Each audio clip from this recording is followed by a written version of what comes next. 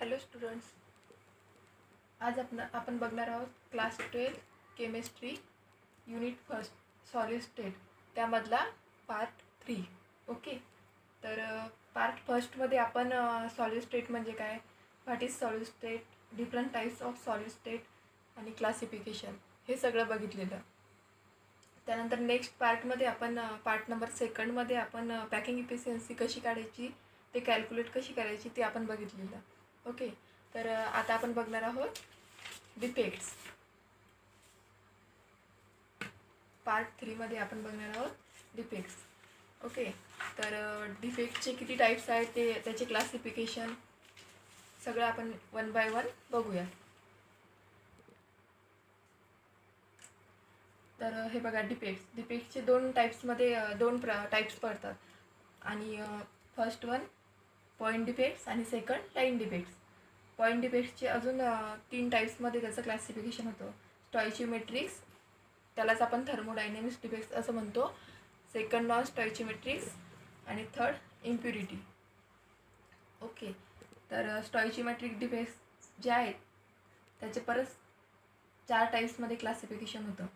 Vacancy defects, interstitial defects, Schottky defects आणि Frenkel defects. त्यानंतर non stoichiometric defects आहेत, त्याचं 2 टाईप्समध्ये क्लासिफिकेशन होतं. मेटल एक्सेस डिफेक्ट्स आणि सेकंड मेटल डिफिशियन्सी डिफेक्ट्स. तर आपण हे सगळं वन बाय वन स्टडी करूया. ओके. तर फर्स्ट आपण बघूया पॉईंट डिफेक्ट्स. तर पॉईंट डिफेक्ट्स म्हणजे काय, तर point defects are the irregularities or deviation from ideal arrangement around a point or an atom in a crystalline substance. एका पॉईंटच्या अराउंडला डेव्हिएशन जर आलेत किंवा इरेग्युलरिटीज आलेत तर त्याला आपण पॉईंट डिफेक्ट्स असं म्हणतो. ओके. ही पॉईंट डिफेक्ट्सची डेफिनेशन आहे. Point defects are the irregularities or deviation from ideal arrangement around a point or an atom in a crystalline substance. Okay. तर पॉईंट डिफेक्ट्सचे आपण टाईप्स बघूया. Point defects are of 3 types. त्यामधलं first बघूया, stoichiometrics or thermodynamics defects. Okay. तर stoichiometric defects म्हणजे काय आणि त्याचे टाईप्स कसे आहेत ते आपण इथे बघूया. तर जिथे क्रिस्टल सिस्टीमची स्टॉइचियोमेट्री असते तिला थोडा डिफेक्ट्स आला तर त्याला, म्हणजे थोडा जरी डिफेक्ट्स आला तर त्याला काही फरक पडत नाही, त्याला आपण स्टॉइचियोमेट्रिक्स किंवा थर्मोडायनेमिक डिफेक्ट्स असं म्हणतो.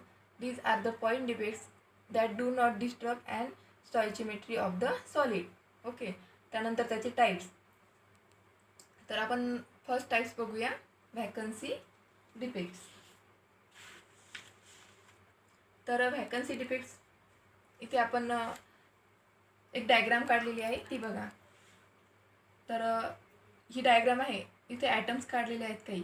तर इथे जो व्हॅकंट दिसतो त्यालाच आपण व्हॅकन्सी डिफेक्ट असं म्हणतो. When some of the lattice sides are vacants the crystal is said to have vacancy defect.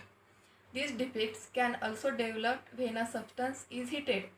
This result in decreases in density of the substance.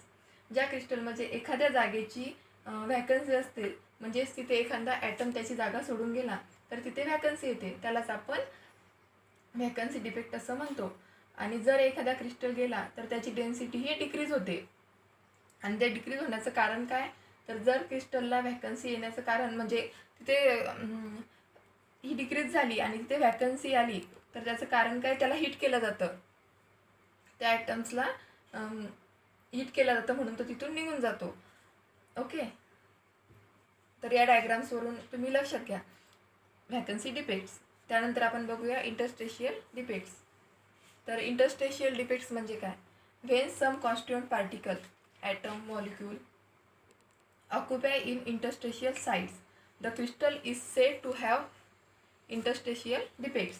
These defects increases in the density of the substance. तर बघा, यामध्ये जेवढा space आहे, इथे एक diagram काढलेली आहे interstitial defects. यामध्ये जेवढा स्पेस आहे तेवढा साईजचा ॲटम इथे येऊन जातो.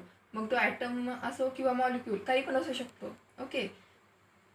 समजा हा इथे, हे बघा, हा इथून गेला तर तो वापस परत तिथे येऊन जातो.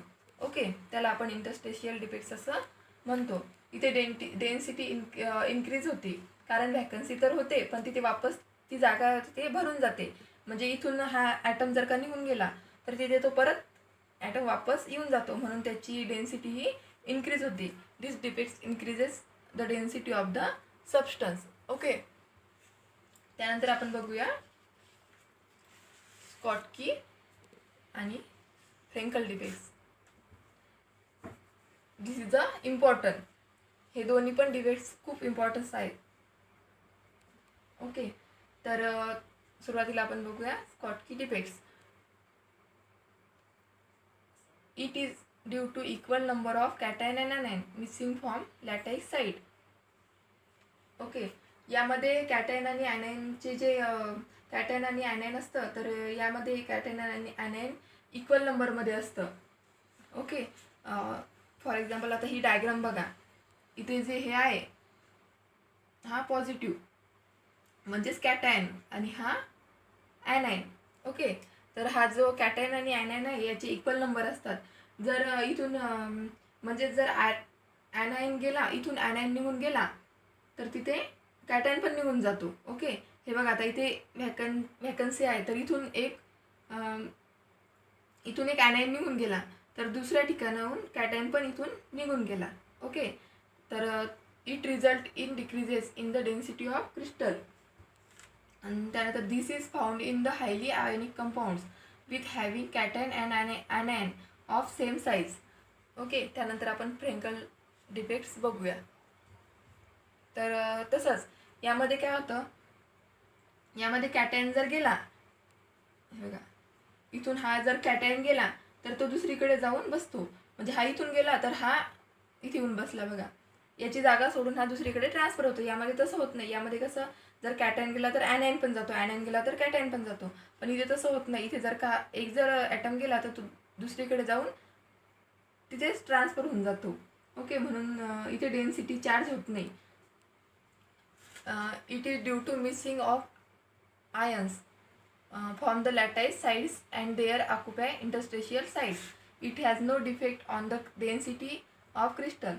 This is found in crystal with low coordination number. Okay, त्याचं एक्झाम्पल आहे AgL आणि झिंक सल्फाइड. ओके, तर त्यानंतर आपण बघूया नॉन स्टॉइचियोमेट्रिक डिफेक्ट्स. तर नॉन स्टॉइचियोमेट्रिक डिफेक्ट्स म्हणजे काय? These are the point defects that disturb the stoichiometry of the solid. यामध्ये जर पॉईंट डिफेक्ट झाला तर हे सगळीकडे क्रिस्टल डिस्टर्ब होतात. म्हणजे इथे जर का पॉईंट डिफेक्ट झाला तर तिथे ते क्रिस्टल सगळे डिस्टर्ब होऊन जातात. ओके, त्याचे there are 2 types, metal access defects and second one metal efficiency defect. तर मेटल ॲक्सेसचं हे एक्झाम्पल आहे. आपण इथे रिॲक्शन तयार केलेली आहे. तर यामध्ये या मेटल ॲक्सेसमध्ये काय होतं, आपल्याला जेवढे मेटल्स पाहिजेत त्यापेक्षा आपल्याला इथे जास्त मिळतात. ओके, आणि तसंच मेटल डिफिशियन्सीमध्ये इथे जर आपल्याला पाहिजेत तर म्हणजे जेवढे पाहिजेत त्यापेक्षा कमी मिळतं. एक्झाम्पल हे बघा, Fe3. जर इथे एखादी रिॲक्शन होऊन आपल्याला जर का Fe3 मिळालं नाही, Fe3च्या जागी आपल्याला Fe2च मिळालं तर त्याला आपण मेटल डिफिशियन्सी डिफेक्ट असं म्हणतो. ओके, त्यानंतर last impurity defects. These are the defects in ionic solid due to the presence of impurities present in them. Okay, these are the defects in ionic solid due to the presence of impurities present in them. Okay, तर त्याच्यामध्ये जर आता example आपण घेऊया NaCl. आपल्याला समजा कुठून मिळते, सी वॉटरमधून. तर जे सी वॉटरला आपण इव्हॅपोरेट करून NaCl मिळवतो आणि त्यामध्ये थोडेफार तरी इम्प्युरिटीज राहतातच. त्यालाच आपण इम्प्युरिटी डिफेक्ट्स असं म्हणतो. These are the defects in ionic solid due to the presence of impurities present in them. Okay student, आज आपण बघितलं डिफेक्ट्स म्हणजे काय, त्याचे वेगवेगळे टाईप्स, वेगवेगळ्या टाईप्समध्ये क्लासिफिकेशन कसं होतं. तर परत एकदा बघा, डिफेक्ट्स त्याचे दोन टाईप्स पडतात, पॉईंट डिफेक्ट्स आणि लाईन डिफेक्ट्स. तर पॉईंट डिफेक्ट्सचं क्लासिफिकेशन 3 टाईप्समध्ये होतं. स्टॉइचिमेट्रिक्स, त्यालाच आपण थर्मोडायनेमिक डिफेक्ट्स असं म्हणतो. सेकंड वन नॉन स्टॉइचिमेट्रिक डिफेक्ट्स आणि थर्ड इम्प्युरिटी डिफेक्ट्स. स्टॉइचिमेट्रिक डिफेक्ट्सचं परत 4 टाईप्समध्ये क्लासिफिकेशन होतं. Vacancy defects, second interstitial defects, third Schottky defects आणि फोर्थ फ्रेंकल डिफेक्ट्स. तर स्कॉटकी डिफेक्ट्स आणि फ्रेंकल डिफेक्ट्स हे इम्पॉर्टंट आहे IMP. ओके, खूप खूप इम्पॉर्टंट, म्हणजे हे सगळीकडे विचारलं जातं हे दोन, स्कॉटकी डिफेक्ट्स आणि फ्रेंकल डिफेक्ट्स. त्यानंतर नॉन स्टॉइचिमेट्रिक डिफेक्ट्सचे टाईप्स, मेटल एक्सेस डिफेक्ट्स आणि मेटल डिफिशियन्सी डिफेक्ट्स. ओके.